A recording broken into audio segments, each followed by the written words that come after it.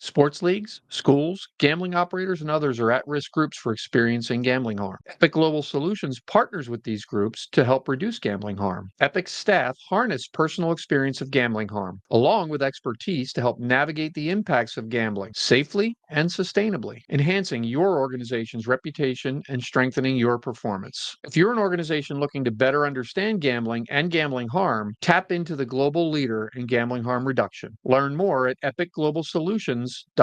This is the Fallen Podcast. My name's Dave. I'm an 11-year veteran of the United States Army and gratefully in recovery for a gambling addiction since January 2020. My guest today is on a mission to normalize recovery from alcohol and other substances for military service members, veterans, and others. His name's Joe Urich, and he is the voice and creator of This Sober Vet. Hi, Joe. How are you? Hey, Dave. Thanks for having me on. I'm doing outstanding. How are you? And I'm doing well, and I really appreciate you being here and being with us. Absolutely. And congrats on conquering your addiction because that's a big win. Well, thank you. I very much appreciate it. And we're going to hear all about your story. I guess before we get into it, though, it's kind of interesting because you're on a podcast that focuses on primarily military service members, veterans, and gambling addiction. All right, Dave, why would you have somebody who's in recovery for an alcohol addiction on a gambling podcast? Here's why, and I'm sure you can answer this as well. But when you think about it, there's so many people that don't realize that gambling is an addiction, first and foremost, right? That they just think it's a character flaw. They think it's a money issue. They think all that. Well, I think as people hear your story and your journey, they might begin to identify with the fact that, wait, maybe I'm not too far off from an addiction as I think I am, because there are some differences. There are some nuances between our addictions, but there are a lot of common threads as well. And I think your story really is going to kind of, help us to better understand that and help us to better understand you as a veteran in recovery. So, just curious, what made you want to come on this podcast and talk about, your addiction basically on a gambling recovery podcast? Because I think there's a lot of similarities. I mean, an addiction is an addiction, no matter what the addiction is. And I feel Yeah. like, especially in the veteran community, Mhm. it's just not discussed enough because there's a Yeah. lot of people that self medicate with alcohol, with pills, with weed, or with gambling, whatever it may be. I'd say it's pretty rampant in our community. Once I saw the light and came on this side of sobriety, I kind of was like, wow, like more people need to hear about this. So I'm Yeah. just getting on every platform I possibly can to spread this word because this side of it is just so much better than what we do to self medicate and kind of harm ourselves. Amen. I'm right there with you. And, it's funny. I've listened to a number of your episodes. By the way, fantastic guests. I highly recommend you listen to it.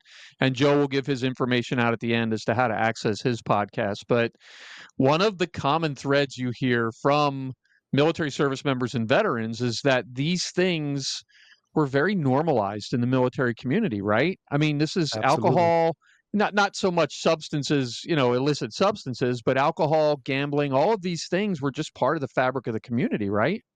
Absolutely. Yep. It's a shame too because at the time, it was the most fun I've had in my life. Like when I was drinking, when I was in and surrounded by these soldiers, and like I felt like I was on top of the world. Like when I would drink, I almost felt like Popeye when he would eat his spinach, and I'd be like, "Yes, let's go!" Like not once did I think it was a problem because I Yeah. was surrounded by it. Everyone, my battle buddies, we all did it together. So, And the question is, who was there to tell you it was a problem, right?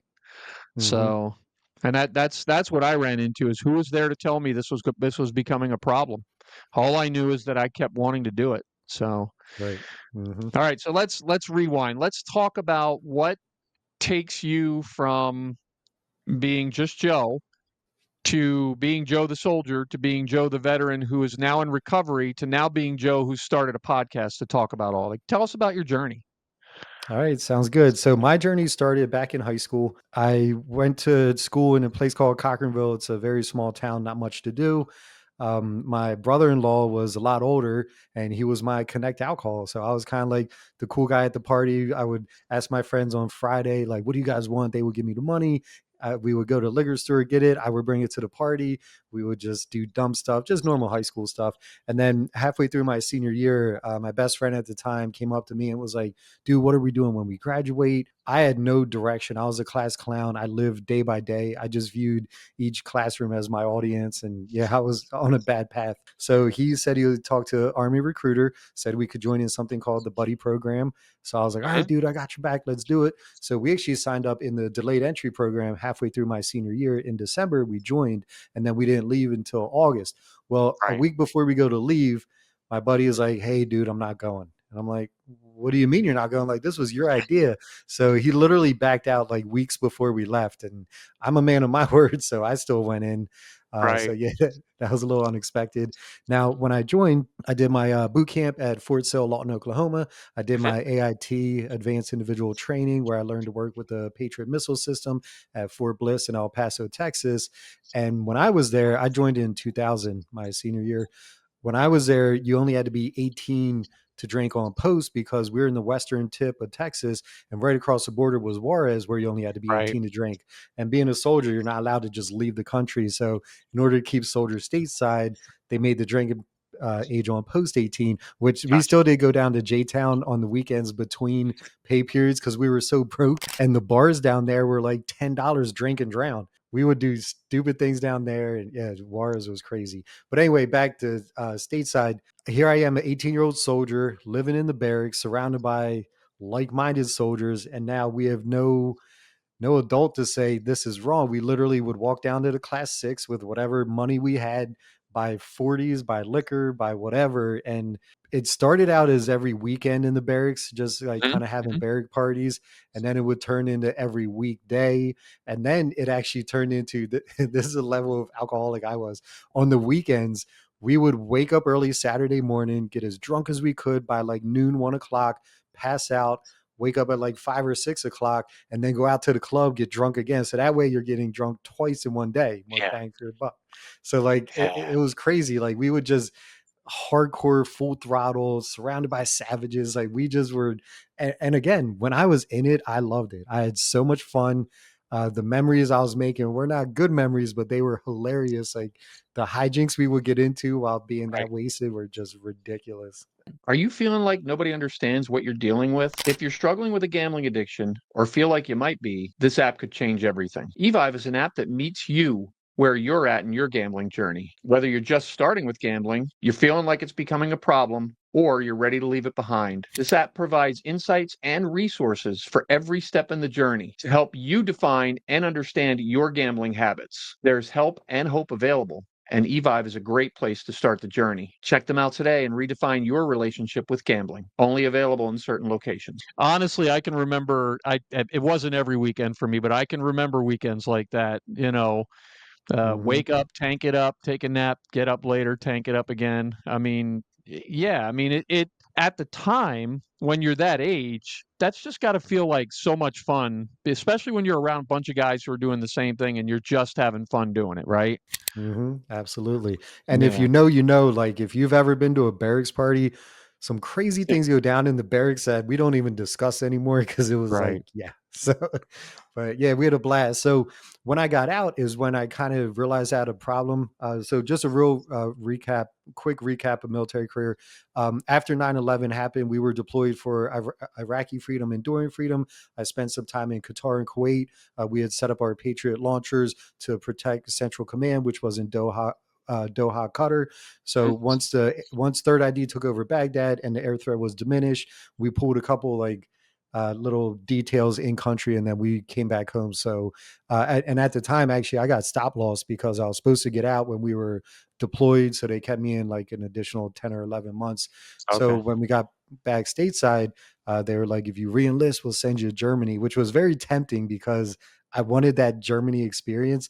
But I was like, you know what? Like, I just survived the war. I have all my limbs and my sanity. I figured me and Uncle Sam were square. So I got an honorable discharge in '04.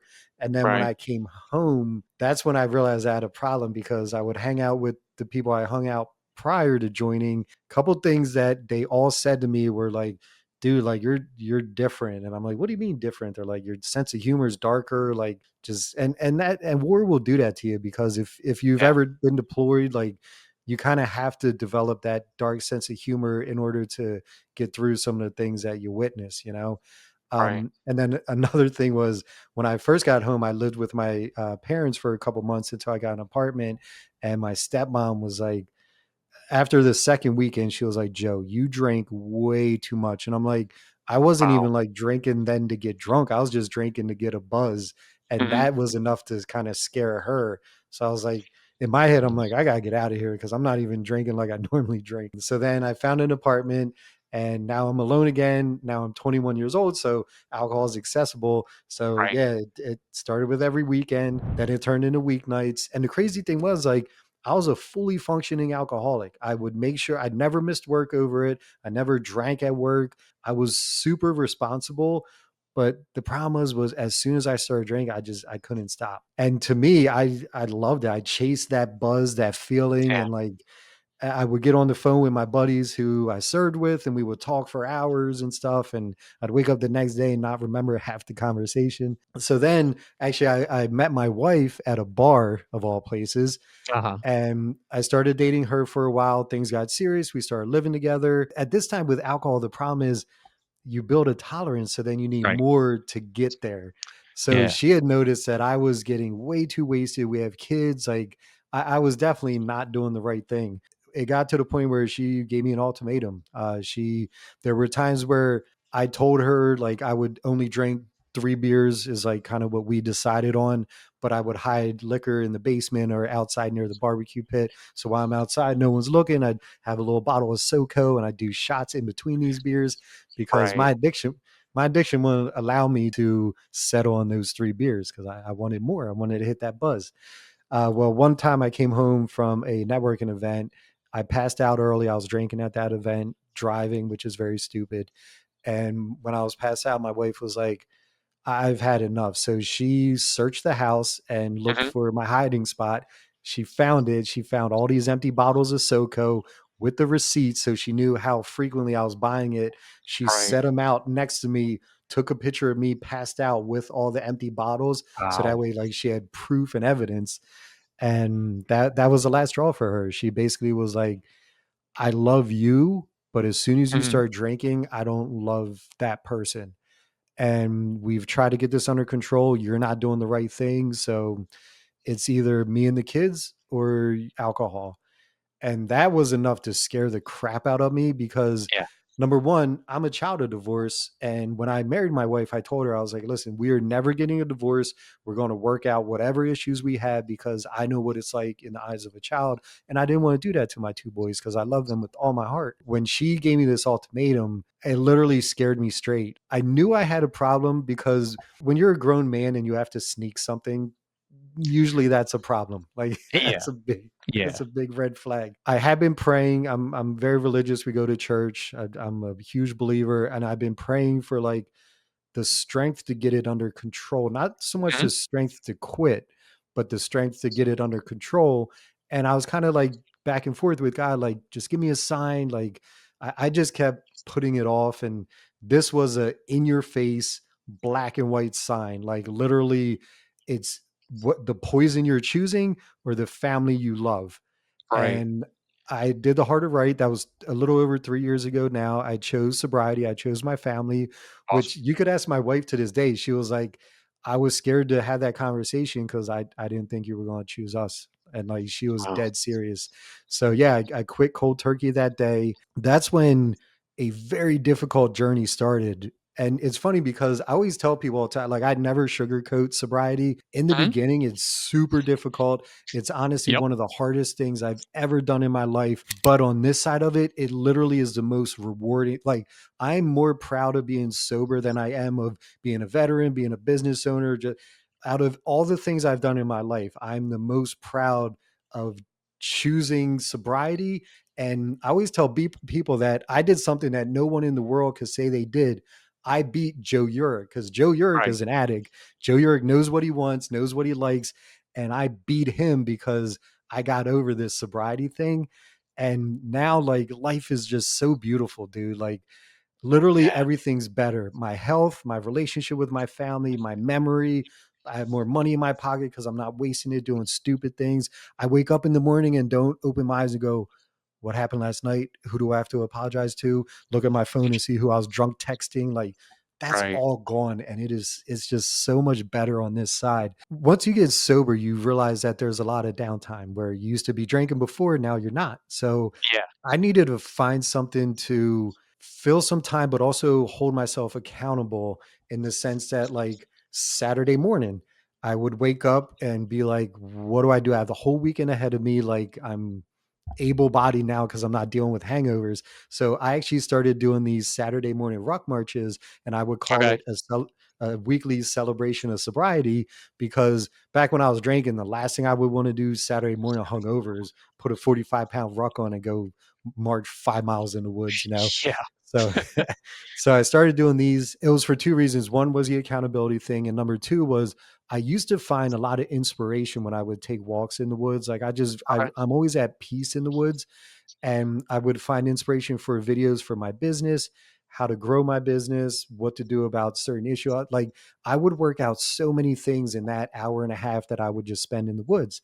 So Mhm. now that I'm sober and now I'm doing these religiously every Saturday when my schedule would allow it, I'm thinking that in my head, I'm going to have so many ideas and I'm just going to be on fire. Well, literally for like the first 6 to 8 months, it was crickets. Like, I had nothing. And I'm Oh, like, wow. what is going on? Like, back when I was drinking, I was so creative and like I was just in this really good space. And now that I'm sober, I'm kind of hurting myself because I'm like not creative. Like, so then I started questioning, like, why is this happening? I thought sobriety would make everything better. Like I said, about 6 to 8 months go by, and finally I got frustrated. So I had a deep conversation with God. And as I'm walking, I'm like, God, I've been doing this for like 8 months now. I'm 100% sober. I'm 100% able. Like, use me, give me some purpose outside of just being a business owner and a Sure. husband, you know. Finally, on this walk, I turned this one corner that I have 100 times before. And in my head, clear as day, was this sober vet.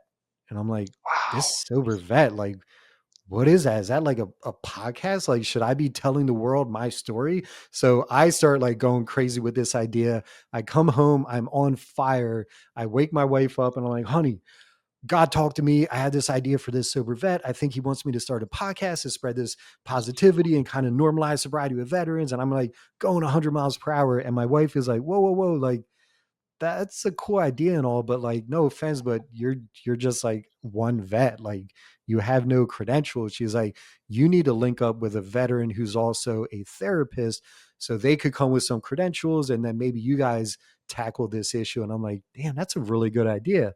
And being a business owner, I'm in a lot of chambers, networking groups and stuff. So Mhm. I thought my networking group was huge. I Right. started asking around. I know 1,000 veterans and I know 1,000 therapists. I couldn't find one veteran therapist. So like almost a month went by. I feel like I'm failing. I'm like, woe is me. I'm like, God gave me this brilliant idea and I can't even get it off the ground because I can't find my better half in this situation.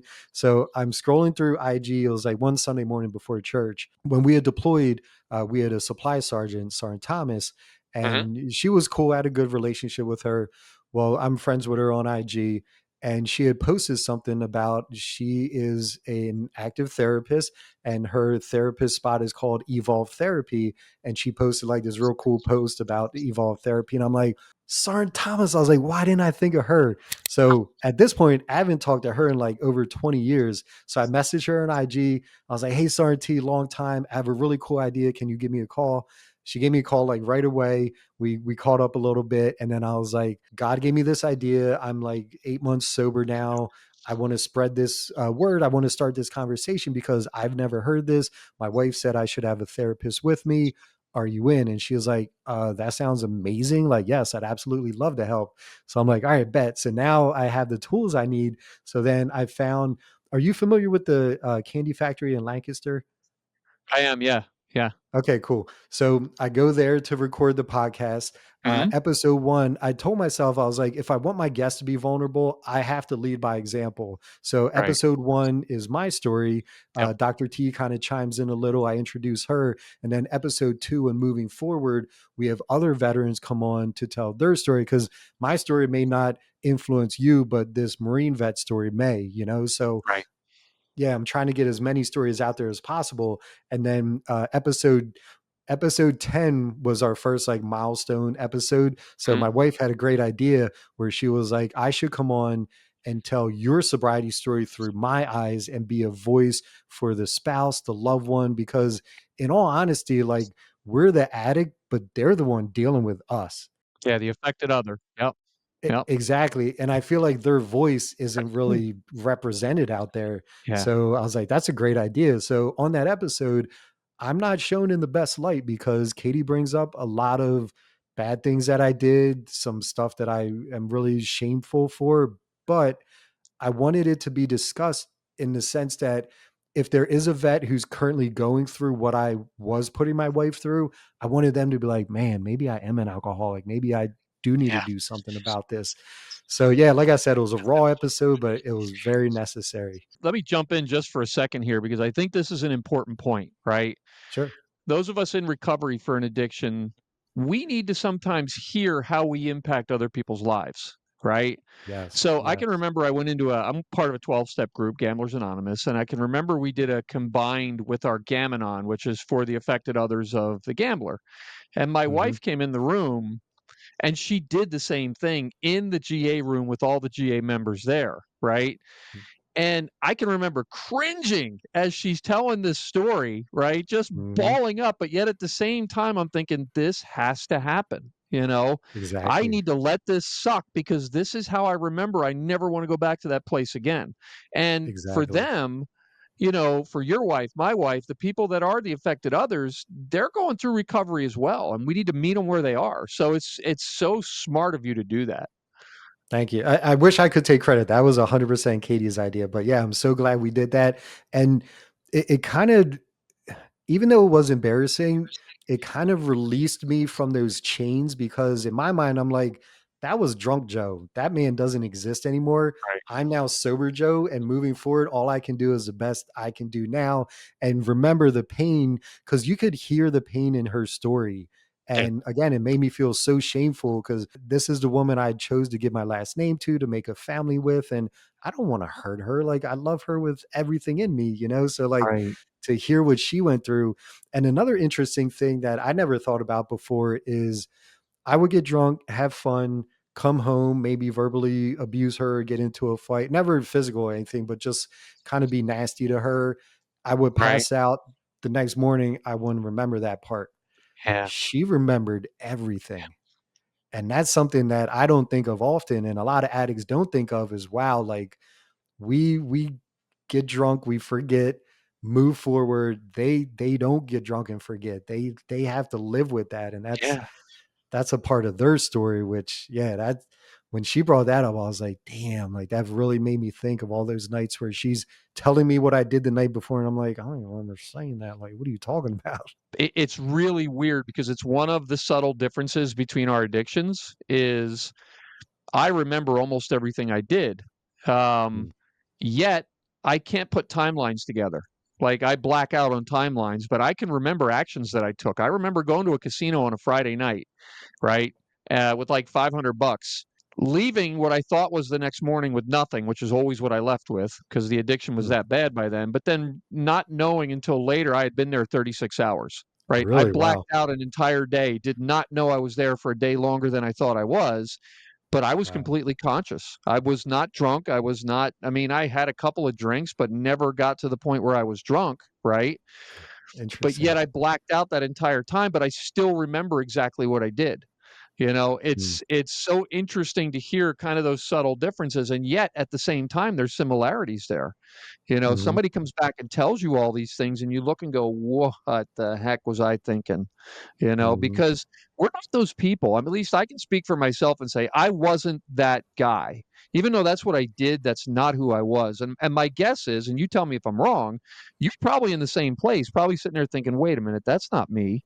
Is that fair? 100%. Or yeah, 100%. Yeah, absolutely. Now that I'm sober, I kind of tell my wife what I was thinking when I was drinking. So like we would go to the grocery store. Now at the grocery store in Thorndale, they have beer and stuff. So I would walk up to the cabinet, and I generally like double IPAs because they were the more alcohol content. Mhm. And so I would target the double IPAs. That one might be 8.5%. This one's 9. Oh, this one's 12%. That's what I'm getting. Not Yeah. caring what it tastes like, because after the first one, you don't taste it anyway. But I Right. literally would buy off the percentage. And that, in hindsight, that tells me I was 100% an alcoholic, because Yeah.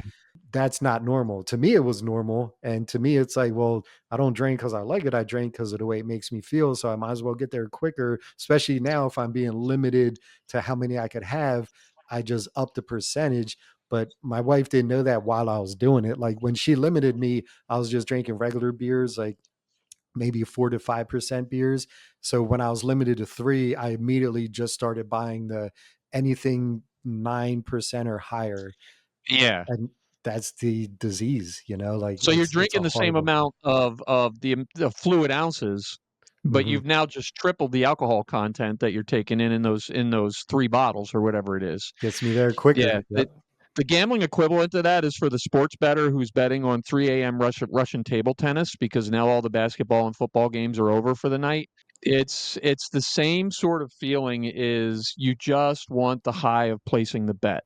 You Mhm. don't care what the bet's on at some point. You're not even I have no idea how table tennis works, but yet there's a time I may have put money on it just because I needed to bet on something. Right. I often tell Right. people if you'd thrown 2 worms on the ground, I'd have laid money on them. So just to be able to put money on something. So yeah, I mean, it's Mhm. interesting, and there were other guests that were on your podcast that talked about the same thing, about reaching a point of not really caring anymore what it was that you were drinking. You had one guest on who talked about, and her name I think was Tiffany, if I remember correctly, her name was Tiffany, Episode and 3, I deployed with her. Yep. yeah, and who talked about homelessness, about Mhm. living on the streets, and honestly not really caring as long as she still had access to alcohol. There were a couple episodes that stood out for me. She was one. One was the active soldier from Fifth Group, the musician. That He was that was a good one. amazing to listen to. Yes. And then the last one I listened to, which was a little closer, nearer and dearer to my heart, was the medic, because I actually earned the expert field medical badge, and I was at Fort Sam Houston, and Oh, his okay. story was raw. It was quite raw, but you need that sometimes, don't you? You need to hear that raw to get the message out. His story shocked me, when he discussed the air horns, remember kind of giving him a Yeah, bad flashback, and he yeah, literally got on his motorcycle and started driving crazy in hopes to do suicide by cop. He wanted to shoot it out and just be done with life. And when I heard that, I was like, wow, like that, it kind of reminds you that as soldiers, we're trained to do and see things that as humans you're really not supposed to be okay with, but it's right. part of our job, so you're supposed to just be okay with it. And Yeah, then you never realize what sticks with you and what doesn't, and what can trigger like a flashback like that. And then when you're in that headspace, to immediately go like, you know what, I'm just done with life, like I'm tired of dealing with this, let's go out with a bang, like that's some raw stuff. But again, it's something that needs to be discussed. And another, like, I'm hoping of ripple effect from our mission of normalizing mhm, sobriety with veterans is that 22 a day number goes down, because the yeah, national average, which I'm sure is more than that, just reported is 22 veterans commit suicide per day. And most of them have some sort of substance in them when they're making this heinous decision. If we can normalize sobriety, and I don't know if you listened to the one episode with Michael DeGrave. He was he was an airborne. He put it like this. He said, "If you want to hurt yourself, come join me. I do jujitsu. We'll hurt ourselves for a couple hours and then we'll hug it out, and you'll be alive the next day. Or if you I want to hurt remember that. yourself, Yeah, yeah, join Joe on a ruck march, and it'll suck for that right. 2 hours, but you'll be alive the next day." Like, Yeah, never ended, because we're all suffering. But like, just being on substances sometimes, like, you're not in the right mind frame. And another thing that always baffles me, like, I'm not the smartest man in the world, but I like to think I'm a little intelligent. While you're going through the addiction, your intelligence just goes out the window. It's just like, nope, I'm focused on whatever this is. I need this now. I need that dopamine hit, whatever it is. I don't care how smart you are. That just sits in the passenger seat while you're actively just being an addict. And then maybe the next day when you're hurting or suffering, you're like, man, that was pretty stupid. But like, while you're in it, it's crazy to me because now that I'm sober and I'm present all the time, I look back at the decision I made and I'm like, 90% I did what I was drinking. I'm like, why would I do that? Like, that is just beyond ridiculous. And being in the right mind, I would never do it now. And I have a perfect example of that from my own experience. You know where Harris Chester is, right near, not Absolutely. too Yep. far from the Philly airport. There's a casino right there, and it's one that I used to go to all the time. And I remember going down there one night, and once again, spent everything I had, plus my rent money, plus my car payment, plus I Ooh. borrowed money. You know, Mm. literally, by this point, it was every time I went, this is how it happened, right? And every time when I would get done, I felt so ashamed and I felt so dejected and I felt so depressed. I literally took myself into the middle of Chester, parked my car, and just walked down the middle of the street on a Saturday night, right? Really? And if you know anything about Chester, there Yeah, can be it's some not pretty good. boarded up parts of that town that aren't the safest places in the world to be walking around in. And Mhm. I tell my story all the time, but this is part of it I don't often tell is I parked my car, I got out, and I just walked down the middle of the street thinking, "I dare you. I dare you," you know? Wow. Um, Mm. Nobody ever approached me. Not one person ever approached me, which I gotta be honest, made me even more depressed that night. I even got Mm. more depressed that nobody came after me. Mm. That's how bad the addiction got for me. I am the survivor of 4 attempts, so I understand that all too Wow. well, and trust me when I tell you, gambling addiction has a very, very high co-occurring rate of suicidality as well because it's a hidden addiction and because we don't have that, that chemical element that goes along with it. We're so aware, it's so Jekyll and Hyde, because Mm. I can be sitting here right now having this extremely normal conversation with you, and what you don't realize is in the middle of my addiction, when I was in the middle of the addiction, at the same time, my brain is racing 4,000 miles a minute, wondering, how can I get money from you? How can I go to get my next bet? How can I end this Oh, wow. conversation so I can go do what I need to do? Mhm. I remember walking into a friend of mine who I'd only made friends with a couple weeks before. I drove to his house. This is after I'd blown all my money at the casino. I drove to his house. I told him I needed $50 because I blew out the tire on my car. He gave me $50. I don't know how I got away with it, but he gave me $50. I walked out, got into my perfectly good car with 4 good tires and drove off. You know, Wow.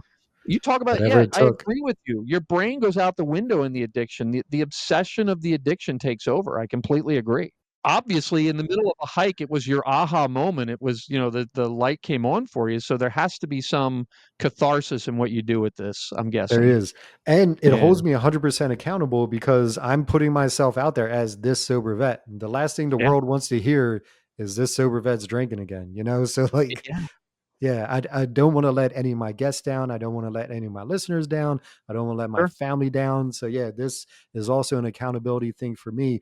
And again, it makes me feel like I don't know, it almost helps me feel like people are freeing themselves of addiction and they're inspiring others to do the same, which is the mission I wanna push, and I didn't know what other venue to do it with, and Right. podcasting seems to be, like, the perfect thing for that because some of our guests, like one of our guests was in Hawaii, like we could Zoom people all over the world. And I'm Yeah. hoping that one day, if we or when we get big enough, there should be a this sober vet Venezuela, this sober vet Canada, because soldiers Yeah. everywhere deal with this issue. It's not just an American veteran thing. Like, so I'm hoping one day we could kind of spark this throughout the world and just help thousands of people kind of just regain their lives and be themselves again. Because when you're in it, as you know, you are not you. You are Yeah.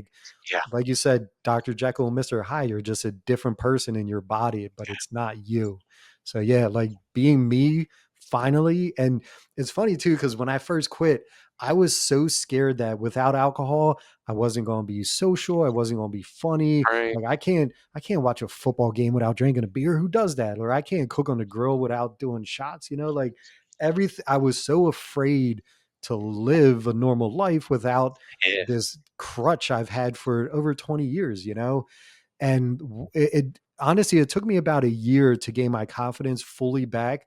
But now that I'm here, my confidence is even higher than doing two Jaeger bombs and getting on stage and like singing YMCA or doing something stupid. My confidence is now higher than any alcohol could get me, any substance, anything else, because now by having all these little personal battles and getting through them and realizing that I don't need a substance to be happy, I don't need a substance to enjoy the moment. Now that I've done all that and gotten to this side of it, I never want alcohol to pass these lips again because I don't want to go through that battle. Like life on this side is too beautiful. Like, and Yeah. people always ask me like, do you ever think about drinking? Does it get hard? And like every once in a while, like maybe when I'm done cutting the grass and I'm sweaty, I do miss that beer after that because that was a delicious beer. That after after cutting grass beer, that was good. But now I drink by like I found this water stuff. It's delicious. Yeah. It's good for you. Like you just find something else and it doesn't turn into me forgetting what happened that night because I didn't stop drinking after that beer. So like, Yeah, I yeah, I totally agree with you, and I feel the same way with what I do. One of the ahas for me is the fact that it's so nice to not lie to people anymore. yes. What Hmm. one of the things that I did, I lied, I manipulated, I changed the narrative to fit what I wanted, right? Hmm. And it's so nice to not have to lie because I don't have to remember what I said. I would come home every day Exactly. early before my family would get home and check the mailbox because I had credit cards nobody knew about, right? And all that Oh, kind of yep. stuff. And Hmm. it's so nice now because my wife controls the money, all that kind of stuff, and I don't sweat those details. Are there times when urges come up? Yeah, there's times when urges come up, but I recognize them quickly and I'm able to work through them. Hmm. Um, and one of the cool things, and this is one of the things I wanted to ask you, is the guests that you have on are kind of like your if I'm reading right and I kind of in listening to what you're doing, it's kind of like your therapy group, isn't it? When you hear these other people talk, it helps to even reinforce your recovery even more. Is that a fair way to put it? Absolutely. Absolutely. Man, Yeah. Cause there's so many things I could relate to. And it's interesting because as you're talking, this is another correlation between gambling and alcohol addiction.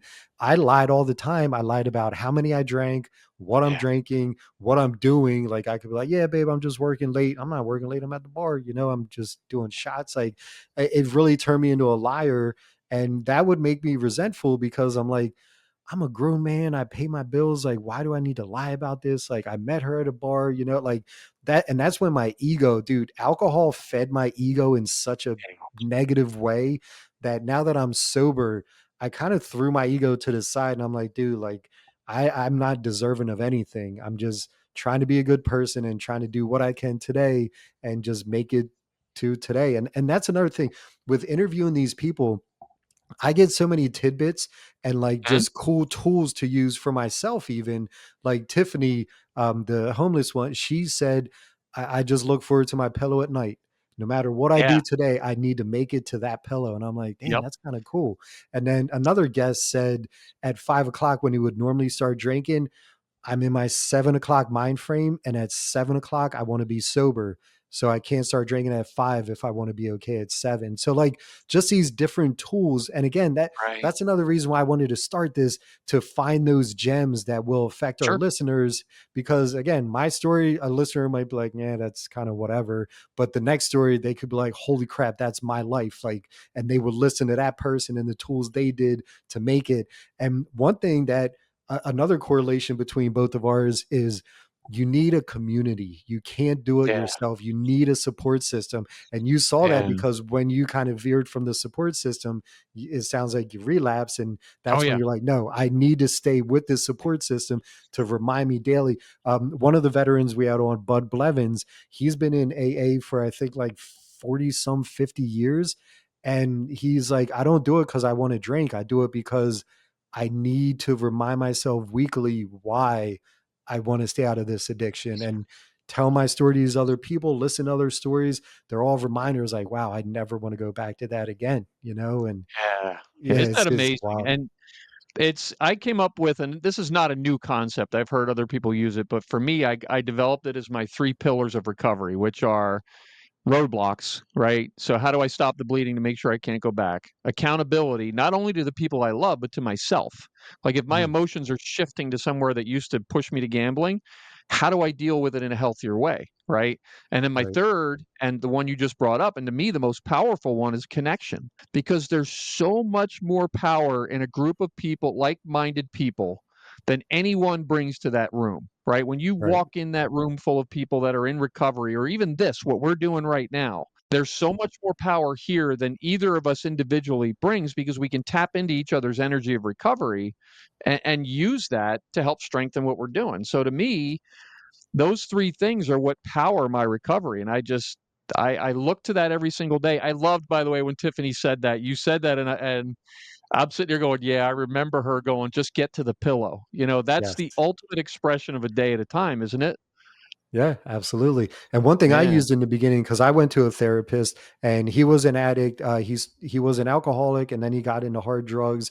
And when I started seeing him, he was sober like 12 or 15 years. And he always told me, just whenever you really have a craving, just say, as long as I make it through today, tomorrow I'll get that beer.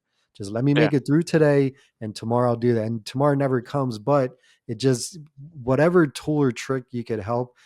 But again, though, the support system, like my wife has been a rock through this whole thing. Couldn't have done it without her. My friends have been very supportive. Even my Great. friends who are still drinking, like there Mhm. were times in the beginning where like, bro, like I won't drink. Just come on out. Like I got your back. Like it really does take a village. And I'm yet to meet someone that has done this on their own. I don't even think that person exists because it's so tough. But you know, it stinks, like as men and as soldiers, we're trained to not complain, suck it up and drive on, you know? So it's so easy for us to go into the dark, deal with our addiction ourselves, and just get into that space where like, I don't want to ask for help. And then you get so deep in the addiction. Now you're embarrassed to even bring it up to anyone, and then you're just stuck in that vicious cycle, and that's just, it's such a bad place to be. I often say, when people ask me that, I'll say, listen, part of the military mentality was you're taught from day one, all your trouble, all your shit, pack it in a bag and leave it at the door because you got a job to do. I think rightly so, given the mission, but at the same time, we need to be taught how to unpack that bag once we get back, right? Absolutely. So Yes. once the mission's over and once you walk out the door and you pick up that bag gets real heavy real quick, right? How do we Mhm. tap into that and start to process all that stuff that's going on? And that's why things like what you are doing is so important, because there's too many of us out there that feel like we're on an island, right?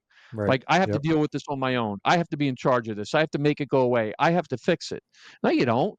Talk to Mhm. somebody who understands. We get it. We understand. We've been there. We've done that. We can help. We can talk to each other, and there's nothing embarrassing about that whatsoever.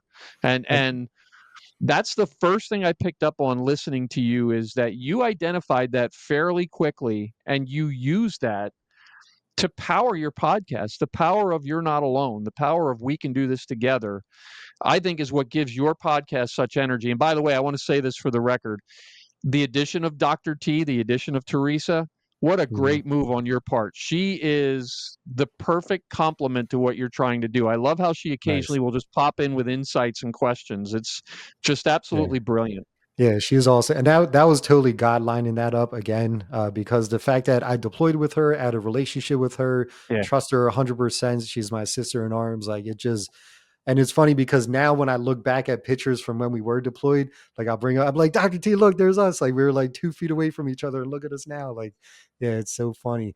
Now back to your point, number one, thank you for everything you do, because you're a light and a voice for those people that are suffering with your addiction.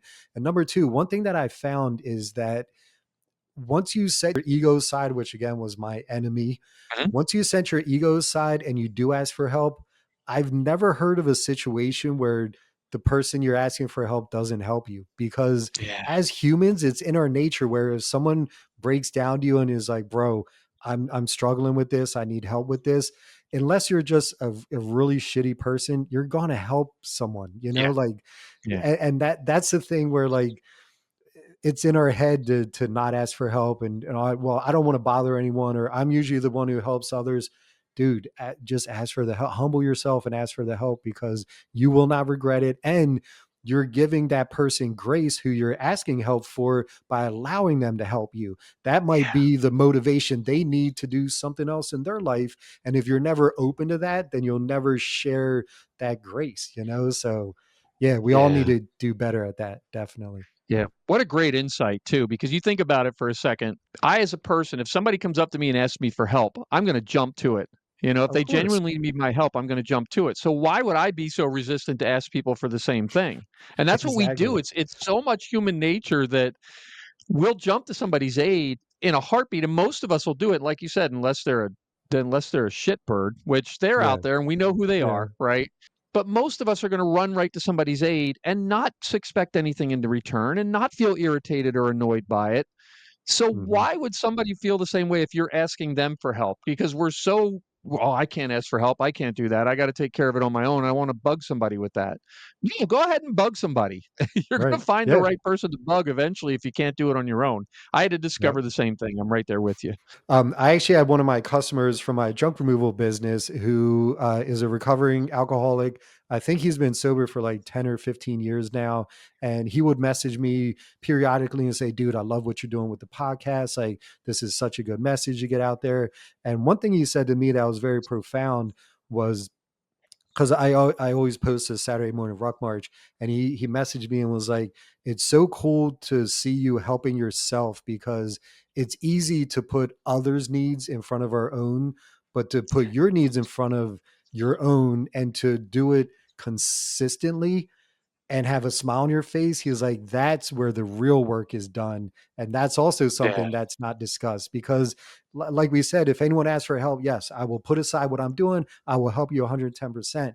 But if you're helping yourself in the dark when no one's watching, that's where the real building and the real, like, just confidence and just that's where the real work is done when no one else is looking and Yeah. you're doing it for yourself. So that's important too. You often hear cliches, in recovery in this space, and that's one of them that's always stuck with me is you can't pour from an empty cup, right? So Exactly. if Yep. I don't take care of me, I can't be there for somebody else, not truly anyway. Not Right. truly. So Yeah, not at 100%. Yeah. exactly. So I'm going to encourage all of my listeners to check out this sober vet because let me tell you something. Like I said, I got into it and it was hard for me to stop listening. In fact, I'm driving up to, I'm tabling at Vet Village at Pocono Raceway this weekend. I'm going to table for awareness for gambling and all that there. So on the way up there, I'm actually going to be listening to more of your episodes because I got into it and I'm like, okay, I can't stop listening to this now. So I That's need to awesome. hear more. So if people do want to hear your podcast, want to hear more, learn more about you, where can they go? So you can start at www.thissobervet.com. That kind of gives a backstory of me and Dr. T. It also has most of our episodes on there, or you could listen on any major podcast platform. We're everywhere. We're even on YouTube. So yeah, or just Google This Sober Vet and just click on the first thing. Another thing that's exciting is we started this in November of last year. So we're only a couple months in this. I'm already booked out till season 2, episode 3. Now Wow. there's going to be 25 episodes in season 1, so we're essentially booked out till episode 28, which that's telling me there's a need for what we do. So Yeah. yeah, that's super exciting. That is fantastic, and that means it's working. Yes. So congrats to you. Thank you. I Any appreciate it. any final message for people out there who are searching, who are looking, who are, just need a path? Absolutely. So number one, I tell everyone, and this may sound cliche, but you can do it. You can do it. Everyone that has ever been through recovery didn't think they could, but here they are. You can do it. Number two, sobriety is so good that there's people like me, there's people like Dave, there's people out there shouting from a mountaintop how good it is to break free from an addiction. We're doing that for a reason.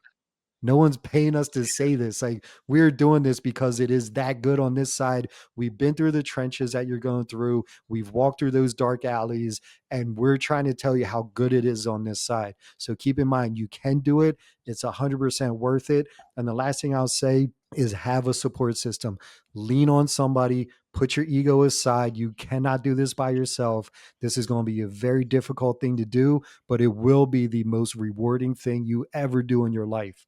So again, just know that you could do it, put your ego aside, and find a support system. Gambling addiction can impact anyone, anytime. but military service members and veterans are about twice as likely to develop this addiction. Fall In, a veteran with a gambling addiction, tells my personal story of struggle with gambling addiction and the help and hope I found that saved me. I share this story to raise awareness about the very real dangers of gambling addiction and to send a message of hope because gambling addiction is treatable and there are people who can understand what you're going through. Fall In is available in paperback and ebook at Amazon.com and BarnesandNoble.com. And now it's available in audiobook format on Audible, Amazon Music, and Apple Music.